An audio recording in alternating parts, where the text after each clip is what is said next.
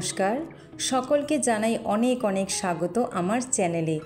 অনেক দিন পর একটা লং ব্লগ নিয়ে চলে আসলাম তোমাদের সামনে। আশা করি তোমরা খুব ভালো আছো আর আমিও বেশ ভালো আছি। ফেব্রুয়ারি মাসে প্ল্যান করেছিলাম যে একটা ট্যুরে যাব, আর সেই ট্যুরটা যে আস্তে আস্তে আন্দামান পর্যন্ত পৌঁছে যাবে সেটা আর বুঝতে পারিনি। আসলে আমাদের প্ল্যানিং ছিল ওয়েস্ট বেঙ্গল গিয়ে কিছু কিছু তীর্থস্থান ঘুরে আসব। তো হঠাৎ করে শুনি মায়ের শরীর খারাপ, তো মনটাও খারাপ হয়ে গেল, কি আর ঘুরবো।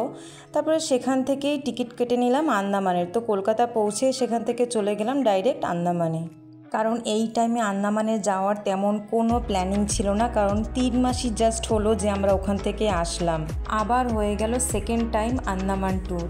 একদিক থেকে তো খুবই ভাল লাগছিল যে বাড়িতে যাচ্ছি, মা বাবার সঙ্গে দেখা হবে, কিন্তু আমার খারাপও লাগছিল যে মার শরীরটা খারাপ হয়ে গেল।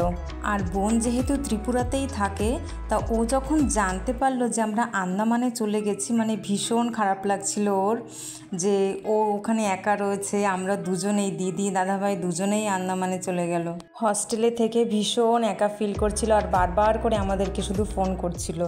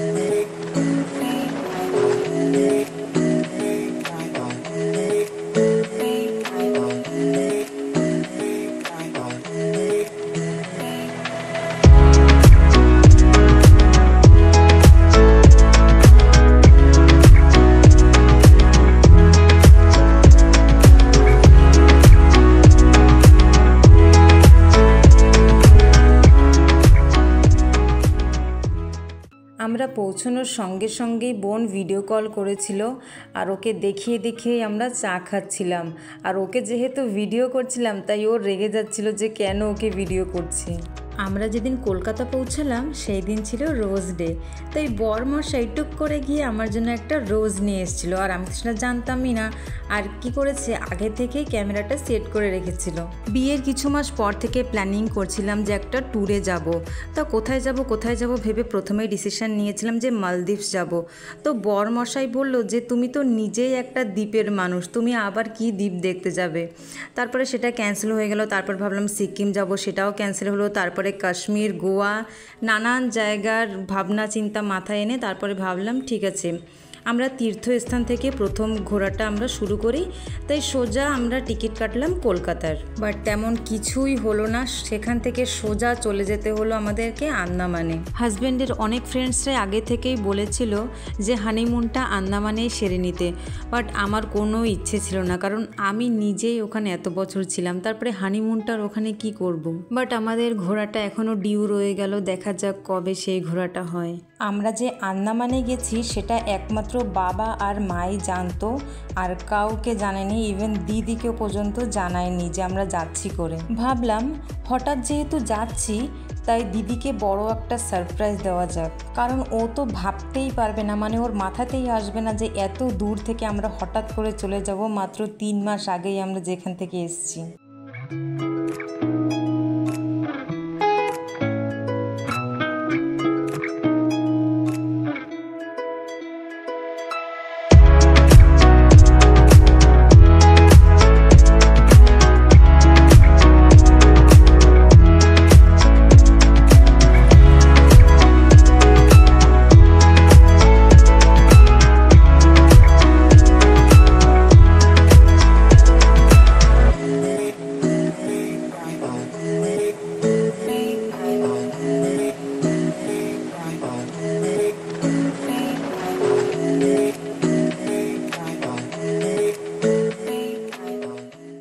পোর্ট ব্লেয়ারে পৌঁছে আমাদেরকে আরও 2 দিন ওখানে ওয়েট করতে হয়েছিল বোটের জন্য। আর দিদি যেহেতু প্রত্যেক দিনই আমাদেরকে ফোন করতো, তাই পোর্ট ব্লেয়ারে যখন আমরা পৌঁছলাম তারপরেও 2 দিন আমাদেরকে ফোন করেছিল জিজ্ঞাসা করছিল কোথায় আছি, কি করছি। আমরাও রীতিমতো বলছিলাম ঘরেই আছি, কাজকর্ম করছি। মানে বিন্দু মাত্র ওকে বুঝতে দিইনি যে ব্যাপারটা কি হচ্ছে। আর বোন যখন জানতে পারলো যে আমরা আন্দামানে পৌঁছে গেছি, ও শুধু একটা কথাই বলছিল যে দিদির রিয়াকশানটাও দেখতে চাই, তাই যখন দিদির সামনে আসবে ওকে যেন ভিডিও কলে রাখা হয়। আন্দামান কিন্তু হানিমুনের জন্য খুবই পারফেক্ট একটা জায়গা। আমার আন্দামানের বাইরে একটা ফ্রেন্ড আছে, ওর বিয়ের পরে আমার সঙ্গে যোগাযোগ করেছিল যে আন্দামানে হানিমুনে আসবে করে। বিয়ের পর এই 2বার আন্দামানে যাওয়া হলো, কিন্তু বরকে এখনও অন্যান্য আইল্যান্ড দেখানোই হলো না ভালো করে।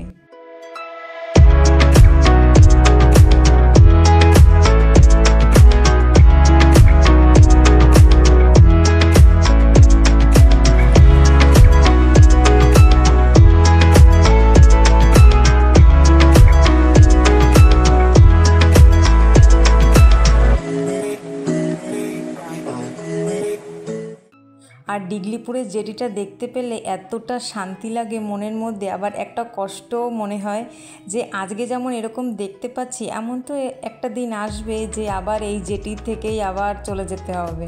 আর বাবা তো আগে থেকে জেটিতে এসে দাঁড়িয়েছিল, তাই বাবার বোটের কাছে আসা পর্যন্ত ছোট্ট করে একটা ভিডিও নিয়ে নিয়েছিলাম। আর বাড়িতে পৌঁছেই দেখছি বোন আগে থেকেই মাকে ভিডিও কল করে বসে আছে। দিদির স্কুল ছুটি হওয়ার পরে মা বারবার করে ফোন করছিল একটু আমার সাথে দেখা করে যা। তা দিদি বলছিল আমার একটু শপিং করার আছে, তারপরে দেখা করে যাব। তা মা বারবার করে ফোর্স করছিল না একটু আর্জেন্ট কাজ আছে, তুই তাড়াতাড়ি আয়। দিদি আবার ভাবলো কি না কি যেন হয়েছে, তো তড়িঘড়ি করে চলে এসছে ঘরে। আর দিদি আসার আগে পর্যন্ত আমাদের জুতো লাগেজ সমস্ত কিছু সামনে থেকে সরিয়ে নিয়েছিলাম যাতে ও কিচ্ছু না বুঝতে পারে। আর ঘরের মধ্যে ঢুকে ক্যামেরাটা সেট করে আমরা বসেছিলাম সামনে, যাতে ঘরের মধ্যে ঢুকেই আমাদের দুজনের মুখটা দেখতে পায়। তারপরে যা হলো সেটা তোমরা ভিডিওতেই দেখতে পাচ্ছ। দিদি জাস্ট দরজাটা খুলে দেখতে পেল দুটো চেনা চেনা মুখ, আর ভাবছে এই চেনা দুটো মুখ এখানে কেন। আর বোন ছিল সাইডে ভিডিও কলে, ও এই সারপ্রাইজটার মজা নিল। তো আজকের ভিডিওটা এখানেই শেষ করছি। কেমন লাগলো অবশ্যই কমেন্ট করে জানিও, আর ভালো লাগলে চ্যানেলটাকে সাবস্ক্রাইব করে পাশে থেকো। দেখা হবে আর একটা নতুন ভিডিওর সঙ্গে। সকলে ভালো থেকো, টাটা।